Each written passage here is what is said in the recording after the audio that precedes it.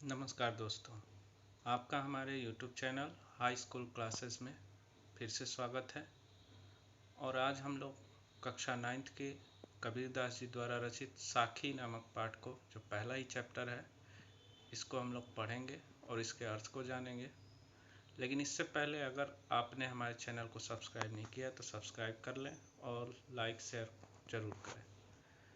ठीक है, तो अब हम कबीरदास जी द्वारा रचित जो साखी है उसमें कक्षा 9th में जो है पहला दोहा है, तो इसको हम लोग पहले पढ़ना सीखेंगे कि कैसे दोहे को पढ़ते हैं और फिर उसके अर्थ को भी जानेंगे।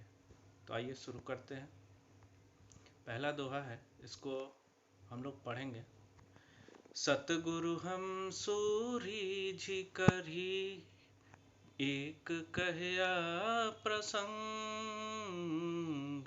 सतगुरु हम सूरी करी, एक कहया प्रसंग। बरस्या बादल प्रेम का, भीज गया सब अंग। कबीरा भीज गया सब अंग। तो इस तरह से हम इसे पढ़ेंगे। पढ़ने में भी अच्छा लगता है अगर दोहे को दोहे की तरह से पढ़ा जाए। अब आइए इसका हम लोग अर्थ समझ लेते हैं कि सतगुरु हमसो रीझ करी, यानी कि सतगुरु का मतलब होता है सच्चे गुरु। हमसो यानी हम पर, रीझ करी यानी प्रसन्न होकर। एक कहया प्रसंग, एक प्रसंग कहा, यानी जो प्रभु के बारे में, जो प्रेम के बारे में जो बात है वो हमसे बताया, उसका ज्ञान दिया।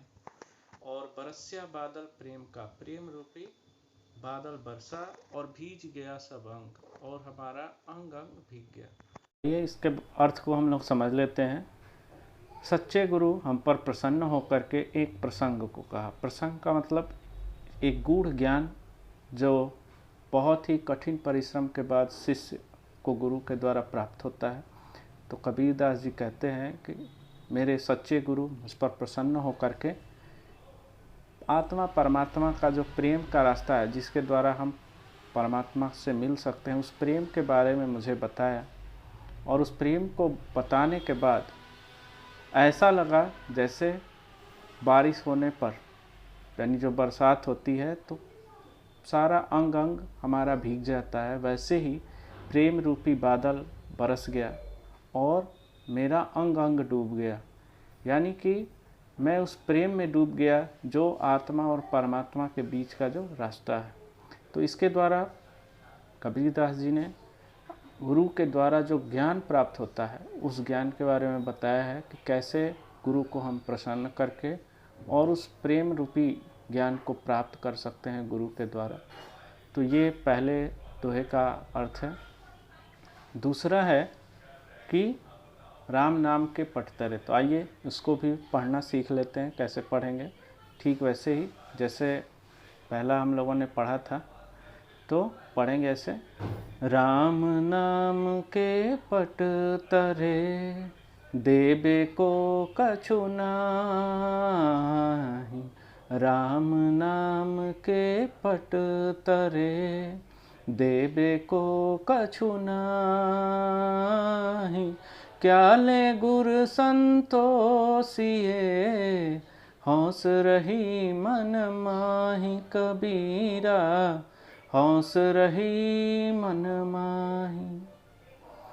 इसमें कबीरदास जी कह रहे हैं कि राम नाम के पटतरे, यानी जो गुरु के द्वारा मुझे राम नाम, जो परम यशस्वी परम ज्ञान प्राप्त हुआ है, जो राम का नाम, उस पटतरे यानी उसके बदले में, उसके समान देबे को कछु नाही, यानी गुरु से जब हम कुछ ज्ञान प्राप्त करते हैं तो उसके बदले में हम कुछ गुरु दक्षिणा देते हैं। लेकिन गुरु को देने के लिए जो कबीरदास जी कह रहे हैं कि जो इतना बड़ा नाम है जो राम नाम, उसके समान इस दुनिया में कुछ है ही नहीं कि हम उसके बदले में गुरु को कुछ दे सकें। तो वही कह रहे हैं कि राम नाम के पटतरे, यानी राम नाम के बदले में हमें गुरु को देने के लिए मेरे पास कुछ भी नहीं है, क्योंकि दुनिया में उसके समान और कुछ है ही नहीं जो उसके बदले में हम गुरु को दे सकें। क्या ले गुरु संतोषी, वो कह रहे हैं कि क्या गुरु लेकर के संतोष करेंगे। हौस रही मन माही, और ये मन ही मन वो दुखी हो रहे हैं कि मैंने गुरु को उसके समान कुछ दे नहीं पाया, इसलिए वो मन ही मन दुखी हो रहे हैं। अगला दोहा है कि ज्ञान प्रकाश्या गुरु मिलिया सो जिन बिसरी जाय, जब गोविंद कृपा करी तब गुरु मिलिया आए। इसको भी ऐसे पढ़ लेंगे कि ज्ञान प्रकाश्या गुरु मिलिया सो जिन बिसरी जाय, ज्ञान प्रकाश्या गुरु मिलिया सो जिन बिसरी जाय, जब गोविंद कृपा करी तब गुरु मिलिया आए, कबीरा तब गुरु मिलिया आए। कबीरदास जी कह रहे हैं कि ज्ञान प्रकाश्या गुरु मिलिया, जब गुरु मिलता है तो हमारे ज्ञान का प्रकाश होता है, यानी जब गुरु के मिलने से ही हमारे अंदर का जो ज्ञान है वो प्रकाशित होता है। सो जिन बिसर जाए, इसलिए हमें उस गुरु को कभी भी भूलना नहीं चाहिए। क्यों? क्योंकि जब गोविंद कृपा करे, जब भगवान कृपा करते हैं तब गुरु मिलिया आए, तब हमें गुरु की प्राप्ति होती है। यानी सच्चे गुरु की प्राप्ति के लिए भगवान की कृपा अति आवश्यक होती है, क्योंकि बिना भगवान की कृपा के आपको सच्चे गुरु की प्राप्ति नहीं हो सकती। इसलिए हमें अपने सच्चे गुरु को कभी भी भूलना नहीं चाहिए। अगला है दोहा कि माया दीपक नर पतंग भ्रम भ्रम इवै पड़ंत, कहे कबीर गुरु ज्ञान थे एक आध उबरन।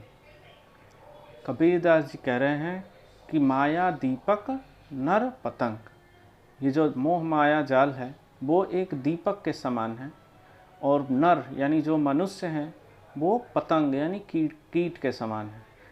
भ्रम भ्रम इवै पड़ंत, बरसात के दिनों में आप लोगों ने देखा होगा कि जहाँ भी दीपक जलता है तो उसके आसपास कीड़े आकर के उड़ने लगते हैं और उसी में जल करके मर जाते हैं। तो ऐसे ही हम सभी मनुष्य इस माया रूपी दीपक में भ्रम में पड़ करके यहीं पड़े रहते हैं और उसी में समाप्त हो जाते हैं। लेकिन कबीरदास जी कहते हैं कि कहे कबीर गुरु ज्ञान थे, लेकिन कबीरदास जी कहते हैं कि जो कुछ व्यक्ति, जो कुछ मनुष्य हैं जो गुरु से ज्ञान प्राप्त कर लेते हैं, तो इस पूरे संसार में एक आध उबरन, तो उसी मनुष्यों में से एक आध क्या होते हैं, मोक्ष की प्राप्ति हो जाती है, उन्हें प्रभु की प्राप्ति हो जाती है। तो आज के लिए इतना ही। अगले पार्ट में आपको आगे के दोहों के बारे में बताया जाएगा। धन्यवाद।